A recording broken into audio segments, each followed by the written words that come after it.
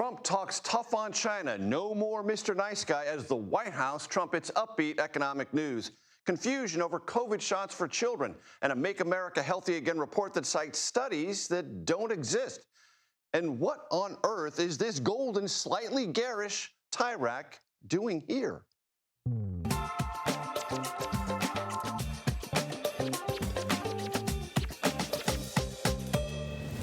Hello, everyone. I'm Major Garrett in Washington.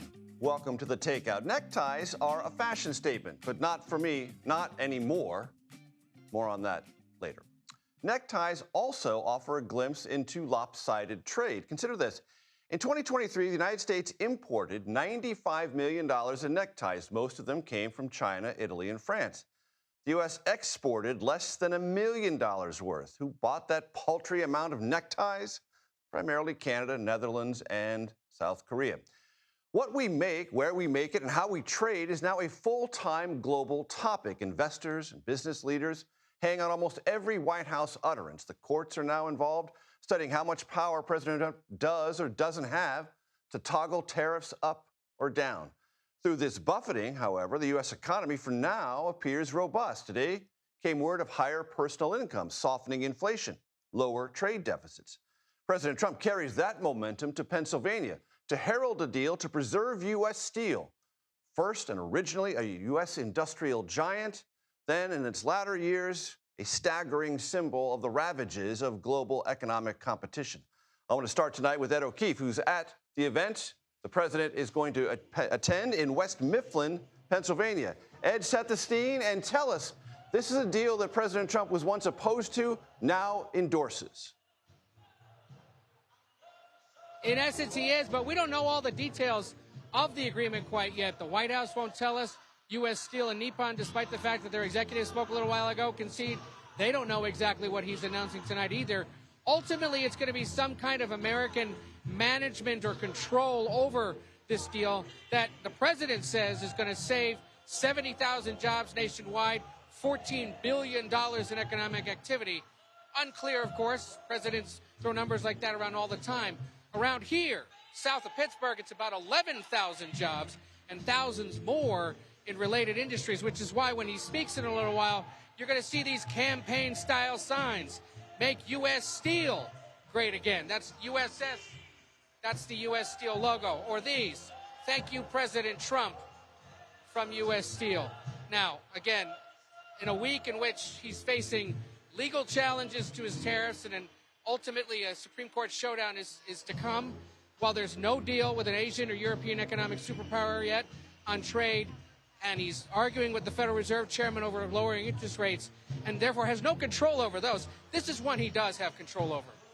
Late in the end of his administration, President Biden scuttled this deal based on national security concerns that a Japanese firm was going to own a key component of infrastructure. President Trump in April reversed it, realizing he'd have an opportunity to basically come to a swing state and tell tens of thousands of men and women, your jobs are saved because I let them get saved. So that's part of why he's coming here tonight, Major. And you talked to the mayor, Chris Kelly of West Mifflin. What was his take on all this? Democratic mayor has been on the job for 16 years. He says this is the biggest day in the town's history as long as he's been in charge. Take a listen as to why. It's the biggest of days. This is historic for us. And what makes it so historic? What makes it so important? Well, we came from a period not long ago not knowing if U.S. Steel was going to be in business, if these workers in our community were going to have a job. Ed, take it away. So he said that he's been in touch with the White House mostly over email. Local lawmakers have been involved. One guy, he said, has not had anything to do with this deal, notably, is the Democratic Senator John Fetterman, who once was mayor of nearby Braddock, Pennsylvania. He says it's quite telling that Fetterman hasn't been involved. Yes, he's had some issues, but he's tried calling him several times to try to get him to help with this. Said he got no assistance at all from Senator Fetterman, Major. And very quickly, Ed, Governor Josh Shapiro kind of enthusiastic about this, but not running around and tapping people on the shoulder about that. He is not here tonight, which is a decision unlike the Michigan Governor Gretchen Whitmer, who, of course, was at a handful of different events designed to boost her state's economy. Shapiro heralding the deal, but keeping his distance, realizing that being too close to this president as a member of the other party could be damaging to his longer-term political future. Major. On the scene for us in West Mifflin, Pennsylvania, Ed O'Keefe, thank you very much. I want to bring in Kelly O'Grady, who's always available when I need numbers economically broken down and contextualized. So, Kelly, the White House made a very big deal today about a batch of numbers. Walk through them. Tell us their significance. Well, that's a tall order to live up to, Major. I'm going to try and do it here. Not every single one of them. Pick and choose as you decide, Kelly. Okay, so we got the new inflation numbers, the PCE. This is the Federal Reserve's preferred gauge on inflation. Now, that came in at 2.1% annually. So prices are still rising, just at a slower rate than they were, and it ticked up 0.1% on a monthly basis. So kind of prices were flat month to month, if you will. That is getting closer to the Fed's 2% target. And that is part of the reason why the White House celebrated this so much, because we are getting to the point where you would, in any normal situation, likely see a Federal Reserve interest rate cut. The other thing that I want to highlight is the White House really celebrated the income increase. It ticked up 0.8%. And that is true. That was far higher than we expected to see. But of course, you sort of take out, you zoom the past 5 years, income has only just started to tick up where inflation was over that cumulative period. So those are kind of two numbers that I think were good. One, though, that I felt was more troubling, Major, was consumer spending. That only ticked up 0.2%. And I highlight that because you and I have talked about at length how with consumer sentiment ticking down, we might see a slowing in consumer spending. We started to see the start of that this month. And Kelly, the White House kind of went into a description today of all the people who had the conventional wisdom, the tariffs were going to destroy things, disrupt things. It hasn't happened. The data suggests that might be true. Not that it won't happen, but so far the hard data is not illustrating that particular problem, at least not yet. It's not. And the reason why is this is a backward-looking picture of inflation. This looks at what happened in April. And let's remember those reciprocal tariffs from the White House, which ultimately on April 9th got down to basically a 10% tariff on every country except for China, Mexico, and Canada. That only went into effect mid-April. And you have tariffs in place on sectors and a couple of different countries before that. But a lot of companies brought in goods ahead of that tariff deadline in order to try and keep prices lower for consumers. So sort of those two things put together, you aren't really going to see the inflationary impact from tariffs that economists expect until the next few months. So that's really what we're looking for. And especially when you start to see that consumer spending number that I mentioned tick down, that's where you start to think, well, maybe you get higher inflation, lower growth, and that's stagflation. But right now, this was a very good report, Major. Putting the data together for us with fun and flair as always, Kelly O'Grady. Thank you. CBS News Executive Director of Elections and Surveys, your friend and mine, Anthony Salvanto, joins me now. Anthony, welcome to the Takeout, and tell us about new poll data we have on feelings about the economy currently and expectations for summer spending. Great to be with you, Major. Take a look at this. Now, it's just 39% who say they think the U.S. economy is good. But that's a little better than people were saying this winter when we hit the lows for the year in February and March. Stock market was going up and down a little more, a little volatility there, maybe some of the reason. But it's really been the kind of same old story, Major. We still see 3/4 of people who say that their income isn't keeping pace with inflation. It's been prices that have been driving how they feel. And that, I want to wrap in a little of this, the emotional component of this. We get more people who say when they think about their finances, they feel concerned. They even feel stressed more often than they say they feel secure or content. And that's behind the numbers, Major. Anthony, how does that feed into what people are planning for the summer, vacations and otherwise? Well, you know, it's so important because that leads to consumer confidence, right? What are people going to go do and travel and spend? Look, if people think their personal financial situation is good, most of them are planning to take a vacation. Same thing with traveling. But if they rate it as bad, a big number of them say, nope, they're going to forego a vacation. That's important as we sort of look forward into the economy, because again, it becomes a prices issue. Big numbers saying it's prices that'll impact whether they have summer vacation plans or not. And then, of course, gas prices are part of that, too. Let me show you that. What we see is more people who say that they're going to travel. Overwhelmingly, it's going to be by car more so than plane. All part of that cost analysis that they're doing to see if they can get away for the summer season, Major. Anthony Salvanto, always a pleasure, sir. Thank you. Tonight on the Takeout, MAHA mishap. The White House has updated its Make America Healthy Again report after admitting it contained some erroneous conclusions and cited non-existent research. It does not negate the substance of the report, which, as you know, is one of the most transformative health reports that has ever been released by the federal government. While bidding farewell to Elon Musk as a White House advisor, the president warns Iran to make a nuclear deal or bombs will fall. Plus, sausages and American politics. The election's over, but national anxiety and feelings of alienation persist. Americans simply find it hard to hang out. And that's something a sausage company tracks very closely because brats for one really isn't a thing. That and much more on The Takeout.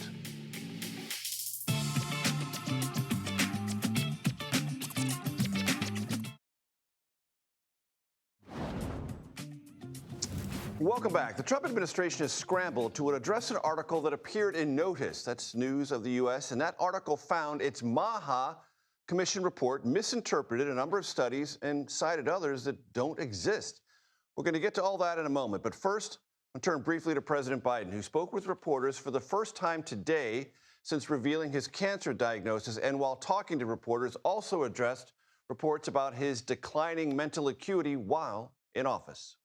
It's all a matter of taking a pill, one particular pill. And for the next 6 weeks, and then another one. The expectation is we're going to be able to beat this. It's not in any organ. It's my bones are strong. I haven't penetrated, so I'm feeling good.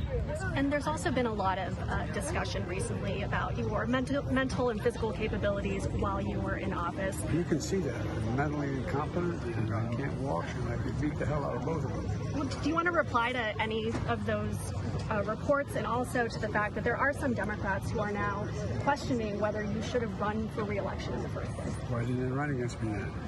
Do you have any regrets? No, I don't have any regrets. My colleague Alex Tin joins me now, as well as Dr. Celine Gounder, who joins us from our New York studio. Alex, I want to talk to you first about this Make America Healthy Again report and the errors within it. Please.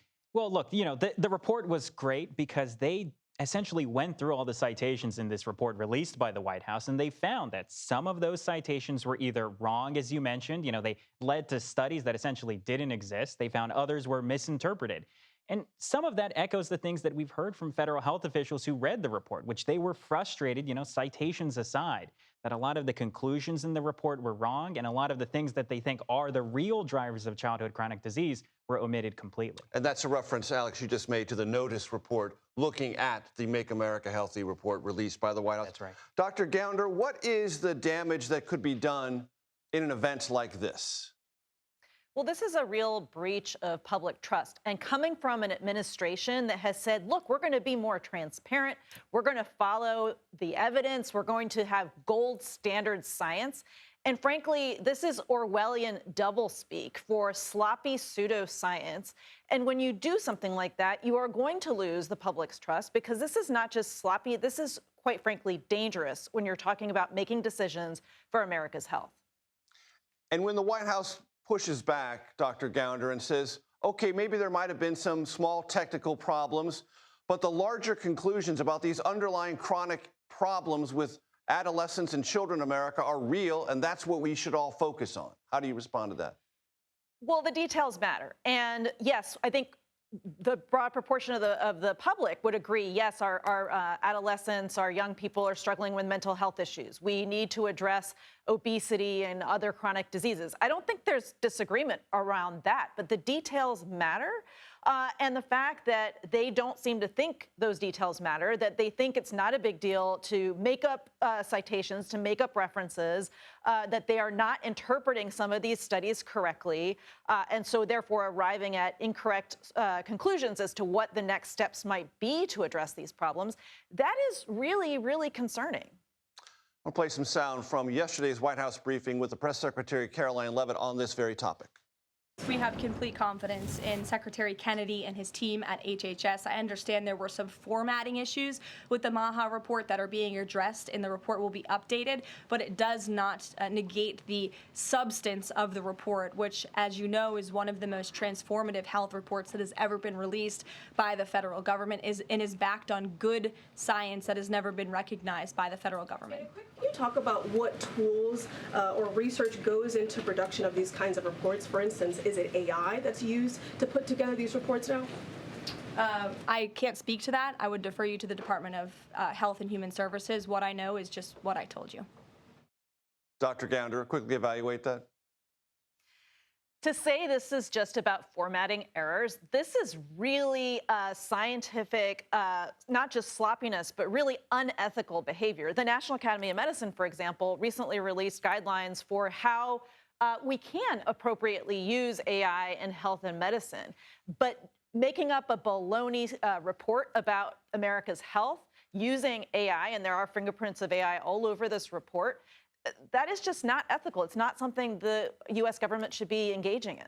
Dr. Gounder, stand by. I want to talk to Alex Tin and also get your reference on an update on advisories about COVID vaccines for children, Alex. Yeah, that's right. You know, people might remember that earlier this week, Robert F. Kennedy Jr., he issued this announcement where he said he was going to make two major changes to the CDC's COVID vaccine recommendations. Number one, removing the recommendation for healthy kids to get vaccinated, and number two, removing the recommendation for pregnant women to get vaccinated. What we found out today is how the CDC is implementing that.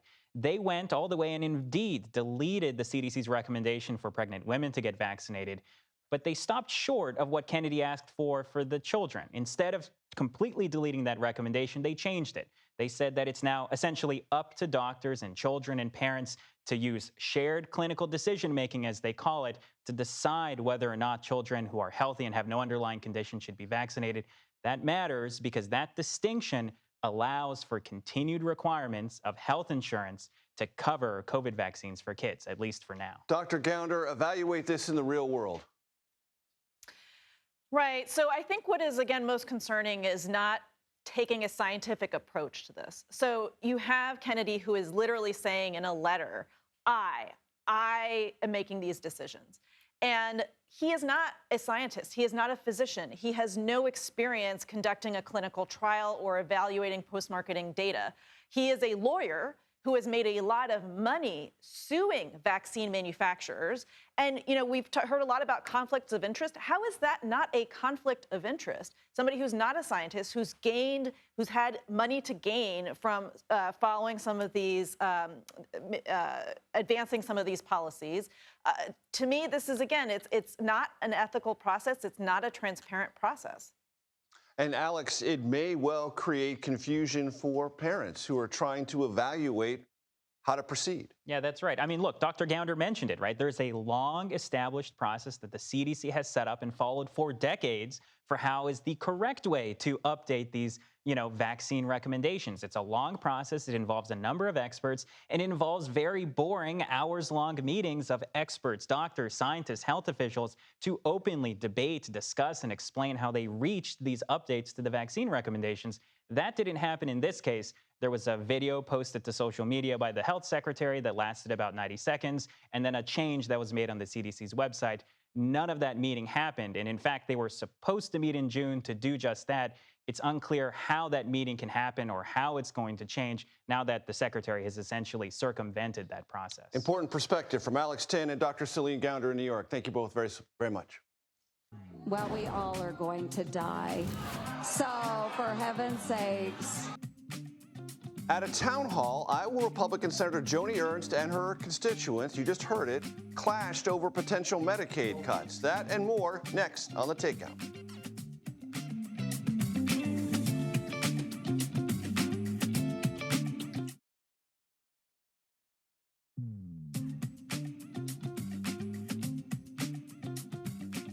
Welcome back to The Takeout. Several good friends here with me at the family table. You'll meet them in a second. But first, here's a look at what else we're watching this evening. The Supreme Court today gave the Trump administration the go-ahead to revoke the legal status of about 530,000 migrants. They come primarily from Cuba, Haiti, Nicaragua, and Venezuela, and were protected under a Biden-era policy. The FBI is investigating whether someone tried to impersonate White House Chief of Staff Susie Wiles. Sources tell CBS News one or more people accessed her personal cell phone and then reached out to top officials and other people in business claiming to be her. Elon Musk bidding farewell, well, sort of. While he ended his time overseeing DOGE today to focus on his many companies, President Trump says he will always be with us. And Elon's really not leaving. He's going to be back and forth, I think. I have a feeling. It's his baby, and I think he's going to be doing a lot of things. But Elon's service to America has been without comparison. I told you there'd be friends here at the family table. I want to bring them in. Senior political correspondent at the Wall Street Journal, Molly Ball. Nancy Cook, senior national political correspondent at Bloomberg. Also with us, CBS News White House reporter Olivia Rinaldi. And while we get ready to talk, because food is a constant part of the takeout experience, ladies and gentlemen, and because we're going to be talking about sausages and politics later in the show, here we go. We have sausages, we have mustard with that fancy takeout logo on it. And ladies, if you really do need to have utensils, I even brought utensils.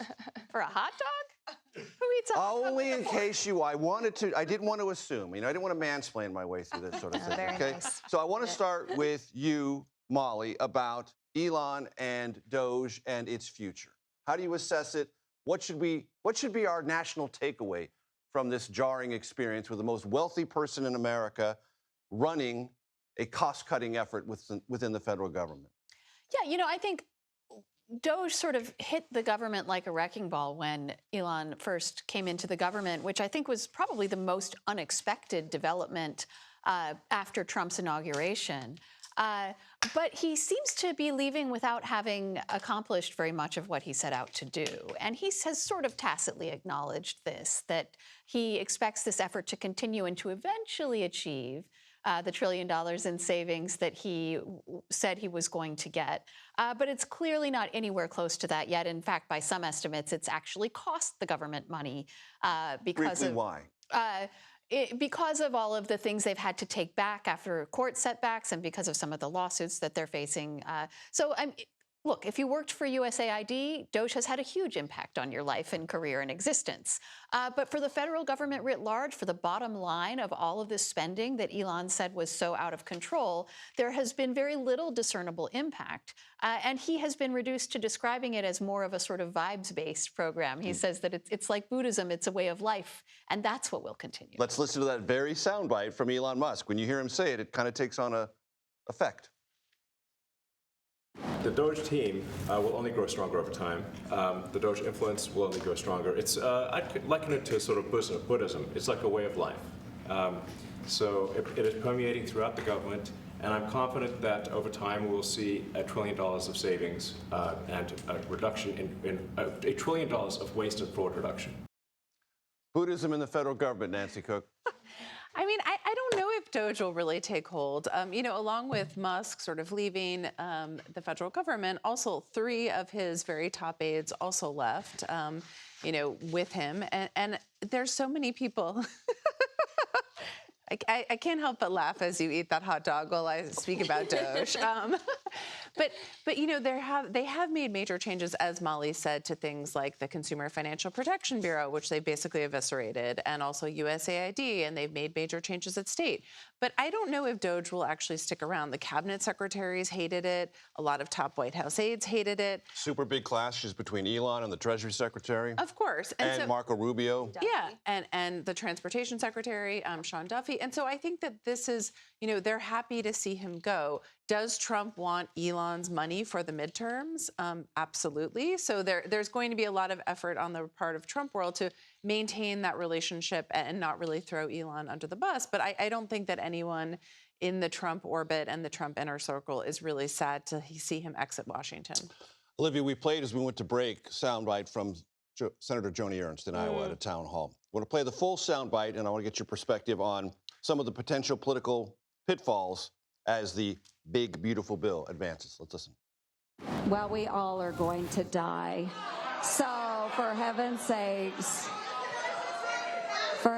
sakes, folks. Okay, no, but what you don't want to do is listen to me when I say that we are going to focus on those that are most vulnerable.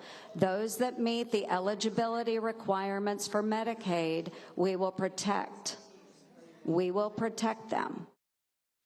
So, protection, but a line that is going to linger for a while, probably. Certainly. It's true, but politically... Yeah, we're all going to die. And then later, the spokesperson following up... True. Yeah, fact check true. Until Neuralink or Elon Musk creates something else that'll prolong your life Everything forever. gets back to Everything Elon. is around Elon. But later, her spokesperson followed up and said there's two certainties in life, and that's taxes and death, quoting Benjamin Franklin, of course, bringing it back to the big, beautiful bill, saying that, look, this new requirement on Medicaid is that you have to work, and this is to get out waste, fraud, and abuse, bringing it once again back to Elon Musk and trying to get out waste, fraud, and abuse in the government, saying, look, we're going to get rid of the people who shouldn't be on Medicaid, talking about undocumented immigrants. But if you're an undocumented immigrant, you can't get on Medicaid anyway. So that's already the barrier to entry. So the question really is, who is this going to impact? And we know the Congressional Budget Office has said up to 10 million Americans could be impacted by this. So we're seeing this in town halls with Joni Ernst. We've seen it around the country. Also, I found quite notable was her Democratic challenger said he was in the audience for that town hall today, and he said that that was the number one thing he's been hearing. So Democrats, take heed. Molly, there's been lots of conversation from the president the last couple of days about frustration with Vladimir Putin. Lindsey Graham, big Trump backer, South Carolina Republican, talking to reporters today about a bill he's had in his back pocket for a very long time, a sanctions bill that would dramatically increase sanctions on Russian energy. Let's listen. The game that Putin's been playing is about to change. He's going to be hit and hit hard by the United States when it comes to sanctions. Should this be viewed as a potential turning point, forcing something upon the Trump administration it's been reluctant to do? I think not. Okay. I think the answer is no, because look, this Senate bill has 80 co-sponsors on both sides of the aisle. There is broad agreement in the United States Senate that we should be taking a more aggressive stance toward Putin. However, the reason Senator Lindsey Graham has not yet moved on this bill, as he said in a letter to the Wall Street Journal just this week, is that they are waiting for the green light from the Trump White House. And so this is a way of, they are trying to, I think, subtly push the Trump White House in this direction, and the sort of Russia hawks in the Republican Party have been encouraged by Trump's increasingly skeptical comments about Putin. But at the same time, they don't want to be seen as forcing his hand. They don't want to be seen as going over and around Trump to do something that he doesn't have the agency for. So this bill, Senator Graham says he wants to move it next week when the Senate is back in Washington. But I would be very surprised to see them actually take a vote or pass this bill before the White House has indicated that they are on board with this strategy. And Nancy, very quickly, it would have an economic impact on Russia. It absolutely would. But as Molly said, we've just seen President Trump be very reluctant to punish Russia in any way. Sort of economically, it just sort of standing up to Putin verbally. And so I'm just not sure that they'll want to do this either. Very good. Molly Ball, Nancy Cook, Olivia Rinaldi. Nobody had a hot dog with me. I feel so alone. I feel so alone. I feel so alone. Here's my camera. Trump's battle with the bench as the president and his administration intensify their attacks on the legal system. Some judges are now fearing for their safety. That's next here on The Takeout.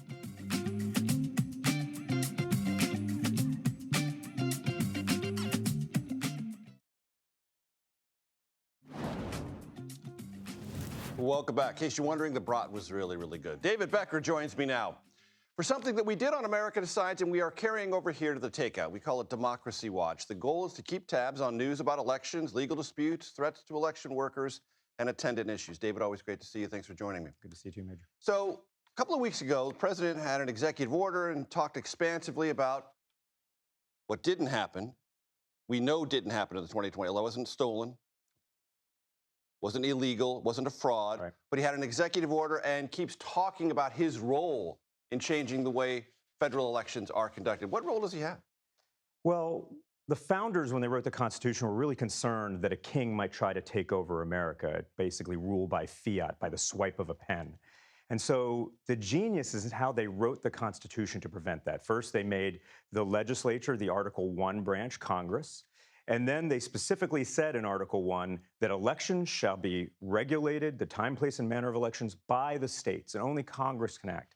They were very careful. The executive, the president, has no role in elections whatsoever. It's genius how they did this. And this is one of the reasons, I think, that as he's making pronouncements from the Oval Office, he's having a lot of trouble in court because the courts are recognizing, and even people like Senator McConnell have very much recognized, that the Congress is the only body that can overrule the states in how they run elections. And if Congress writes legislation and it passes and the president signs it, that can influence and give guidance to elections. Absolutely. And that's happened. And that's happened. The Voting Rights Act, the National Voter Registration Act, the Help America Vote Act, all examples of Congress saying there's an urgent need for us to act to create some national standards. We're going to do that. Those all passed on a bipartisan basis, pretty much, and were signed into law by different presidents. The Voting Rights Act was passed on a bipartisan basis and signed into law with extensions by presidents of both parties as recently as 2006 by President Bush. So this is not that common, but it does happen. But generally, the states have the authority to run elections, and both Democrats and Republicans have acknowledged that over time. This executive order targeted Chris Krebs, among other people, who worked for the Trump administration, carried out the edicts of the Trump administration, and now is subject to an executive order. Talk a little bit about Chris Krebs, but also the effect that this executive order has had across the country with election officials looking at that and wondering what it might mean for them. Yeah, Chris Krebs was an appointee of President Trump in his first term to the position of Director of the Cybersecurity and Infrastructure Security Agency. It's part of the Department of Homeland Security. And all of the activity that was alleged by President Trump in an executive order took place under the Trump administration, under his authority in the first administration. And apparently the cardinal sin that Chris Krebs engaged in was making the truthful, factual comment that the 2020 election was the most secure, transparent, and verified election in American history. And over the past 4.5 years, that's been proven true time and time again. There's courthouse after courthouse after courthouse. Dozens of them. There's still not a shred of evidence put forward by anyone that would indicate otherwise. And even when the individuals were accused of defamation, people like Rudy Giuliani and Carrie Lake, in cases where they had made false claims about the election, they declined to put on any evidence that the election was actually stolen. So what happens to Chris now? Well, I mean, he's targeted his employer. Chris has stepped away from his employer for now. I think we'll see what happens. I think I would expect that there might be some activity, perhaps legal activity in the future. To challenge it? Yeah, I mean, there's certainly. And how about the echoing effect nationwide? That's the real concern, is that election officials, these public servants who've worked so hard to really do a remarkable job under incredible strains in hurricanes, in pandemics, whose work has withstood scrutiny every single time. They're seeing the power of the White House and the federal government potentially be targeted at them. I think they're going to be okay. I think the federal government doesn't have a lot they can do to them. Ultimately, he's not prosecuting Chris Krebs. He's asking for a report from the Department of Homeland Security.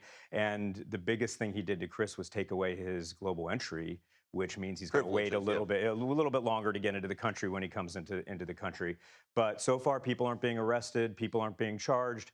But election officials are concerned because the White House is powerful. Democrats. Not just Democrats, perhaps even more so Republicans, because it took more courage from the side of Republicans who were supporting an election for a candidate that they didn't vote for in all likelihood, that they were Meaning that they administered an election, Biden won, and they had to say that's the verified actual result, even though they were Republicans. Which is what they do. It's the same thing Democrats did. It's the calling of that job. Exactly. In 2024, Democrats did the same thing.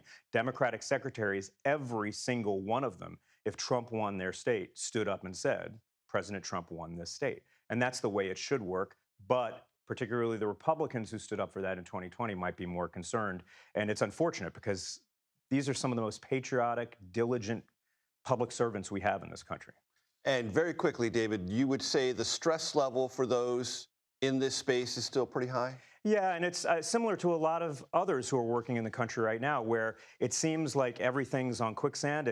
We're not sure what's going to happen next. There's rumors of other executive orders. There's changes in policy. Does the executive order on elections take effect?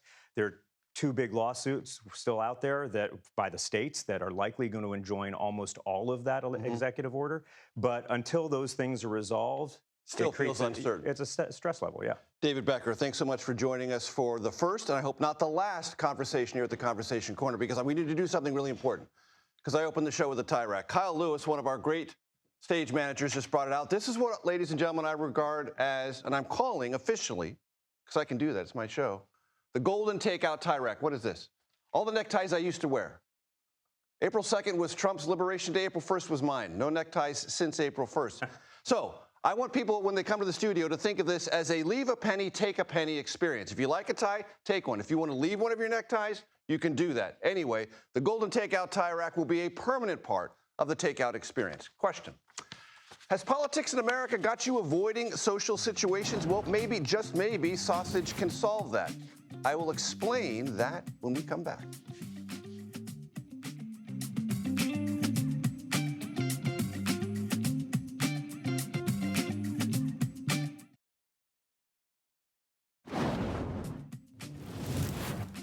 Welcome back. Here at the Takeout, we talk about politics. And when we do so, we sometimes say we don't like to talk about how the sausage gets made.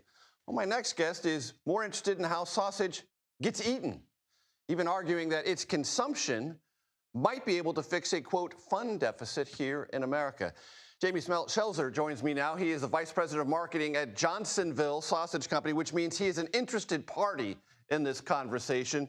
Jamie, I know you guys have tracked a way to gauge how Americans are feeling not only about themselves, about the country, but their willingness or their comfort with hanging out with one another. What have you learned? Well, starting back in 2024, we decided to kind of field a survey we called the Johnsonville National Temperature Check, which was, we think, the first political poll ever fielded by a sausage company. And the reason we wanted to field that survey is because we had a hunch that Americans were a little exhausted with all the outrage, anger, and negativity around them, and that as a result, maybe they were hanging out less. And we're a hangout food brand. Our products shine brightest at block parties and tailgate parties and brunches and potlucks. And so if people can't hang out like they once did, it's going to be a problem for sausage at some point. And what has been the directional indicator in the numbers since the election year, which some might have assumed that would be the high point of either anxiety or negativity, but what did you find this year? Yeah, last year, 80% of Americans told us that they were exhausted with all the outrage. This year, that number actually climbed to 84%. So even though the election is in the rear view, we don't have a midterm until next year, Americans aren't feeling better. And actually more Republicans, more Democrats, more independents, they all tell us they're hanging out with people less than they used to. And those numbers also all got higher than they were last year during the election year. And I just want to put the data up on the screen because you mentioned it. This is not a single party phenomenon. Everyone is feeling this, regardless of party ID. The numbers are consistent on all of our data points across Republicans, Democrats, and independents. Very little difference.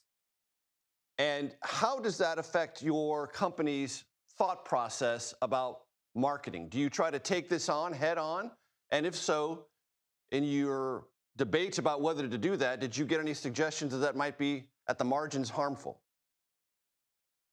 Yeah, when we decided to kind of create this idea where we were going to encourage Americans to just make time to hang out, to have fun together, we hired two political consultants, one from the right, one from the left.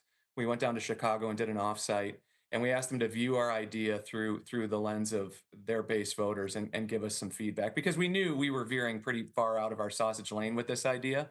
And look, these can be scary times for brands. So we wanted to get some advice, and the two consultants got along great. Everybody always asks, but they also disagreed on some issues, of course, but they agreed vehemently on this idea that there's a small percentage of each of our parties in this country that doesn't want unity, doesn't want to see the country more united, and that if we were going to go forward with this idea, we should expect to hear from those people.